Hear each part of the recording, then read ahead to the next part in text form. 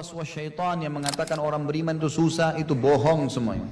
Demi Allah orang beriman itu bahagia, tenang, bisa mendapatkan semua dunia. Allah janjikan, tidak mungkin salah.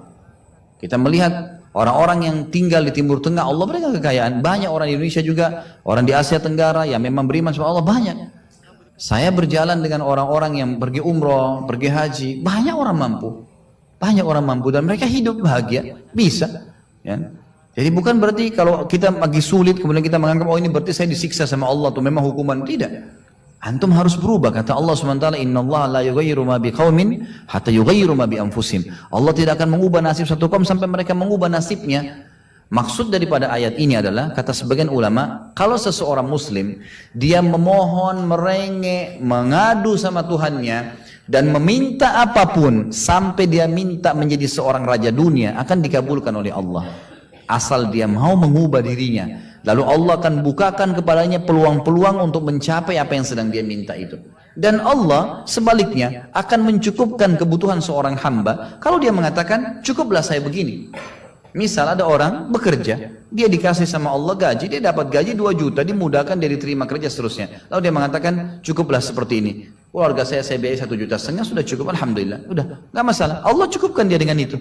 Tapi kalau ada orang tamak dengan rahmat Allah, enggak, saya mau begini, saya mau begitu, saya mau berusaha, lalu merengek minta kepada Allah, Allah akan kasih, tapi prosesnya ada. Karena kita di dunia ada proses.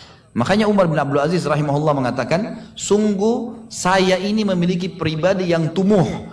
Tumuh itu orang yang selalu antusias mendapatkan yang terbaik. Beliau waktu jadi masyarakat biasa, beliau minta kepada Allah agar menjadi gubernur Madinah. Dan beliau mengatakan terus saya menggencot doa itu setiap malam sampai Allah kabulkan saya jadi gubernur Madinah. Gitu kan? Kemudian setelah itu saya memiliki antusias yang lebih besar untuk menjadi khalifah. Dan terus saya berdoa sampai Allah nobatkan jadi khalifah. Padahal Umar bin Abdul Aziz tidak bisa jadi khalifah pada saat itu kalau sesuai dengan jalur keturunan. Semestinya ada orang lain, dia memang keturunan Bani Umayyah, tapi bukan dia semestinya pada saat itu menggantikan khalifah. Tapi subhanallah sebelum meninggal khalifah sebelumnya, menulis surat bahwasanya yang datang setelah saya adalah Umar bin Abdul Aziz, padahal bukan dia. Makanya setelah Umar bin Abdul Aziz meninggal, kembali kepada keturunan raja yang pertama. Tapi Allah selipkan dia menjadi khalifah di situ. Dan dia mengatakan saya mendapatkan semua apa yang saya inginkan dengan tumuh saya, dengan antusias saya yang besar, dan saya mohon kepada Tuhan saya sampai Allah kasih. Jadi Allah kasih teman-teman sekalian. Tapi bagaimana kedekatan antum kepada Allah subhanahu wa ta'ala? Bagaimana kita merengiknya dengan Allah? Bagaimana kita memohonnya dengan Allah? Tidak ada yang mustahil.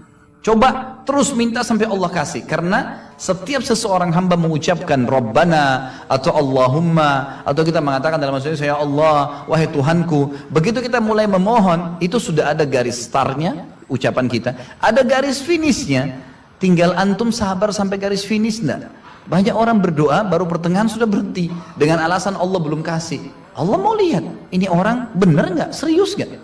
Sama rasionalnya gini, kalau kita kuliah, begitu kita sudah daftar kuliah, sudah ada kan prediksi kita 4 tahun tamat S1 kan? Oh iya, semester 1, semester 2, semester 3, sampai semester 8 misalnya. Ini yang saya tahu pada saat kami S1 di Madinah begitu ya. 1 tahun 2 semester, 1, 2. Tahun kedua 2, 3 dan 4 sampai semester 8 selesai S1. Baik, kita begitu daftar pertama sudah tahu saya akan kuliah 4 tahun nih. Kalau saya lulus selama 4 tahun saya akan lulus menjadi S1. Kita sudah tahu kan. Kalau ada orang baru tingkat 2 sudah berhenti kuliah, dia sendiri berhenti. Itu sama rasionalnya orang kalau berdoa tuh. Kalau merengek sama Allah. Sabar sampai titik klimaksnya, kita akan dapat ijazahnya, kita akan dapat apa yang kita inginkan, gitu kan? Tapi kalau orang terburu-buru, tergesa-gesa, dia tidak dapat. Jadi selalu tamak terhadap rahmat Allah, dan itu bagian daripada ibadah. Allah SWT menyuruh kita tamak dengan rahmatnya, ya. Kita disuruh berdoa dengan khaufan wa tama'a. Khauf, takut dengan azabnya Allah, jangan masuk neraka, dan tamak terhadap rahmat Allah. Minta terus agar Allah Subhanahu wa taala memberikan kepada kita rahmat yang luas, ditambah, diberikan karunia. Antusias teman-teman sekalian. Orang mukmin itu selalu optimis. Tidak ada kata-kata pesimis, tidak ada kata-kata putus asa, nggak ada kata-kata dendam. Berlalu, qaddarallah ma syaa fa'al. Allah sudah takdirkan dan sudah terjadi. Kata Nabi SAW, kalau terjadi sesuatu pada kalian, katakan Allah sudah takdirkan, sudah terjadi. Buka lembaran baru, jalan sekarang, gitu kan?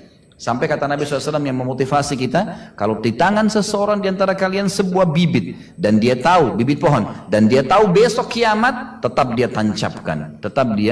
tancapkan. Sebagian ulama salaf dulu, Mereka menanam pohon-pohon teman-teman sekalian, pohon-pohon yang umurnya lama seperti kelapa, ya. Tapi di sana mungkin mereka menanam pada saat itu kurma lama tumbuhnya, gitu kan? Mereka tanam sampai pada saat itu ada beberapa sahabat menanam pohon-pohon kurma yang masih kecil. Mereka di umur pada saat itu sampai alis mereka sudah putih dan turun menutupi matanya, saking tuanya 80-90 tahun.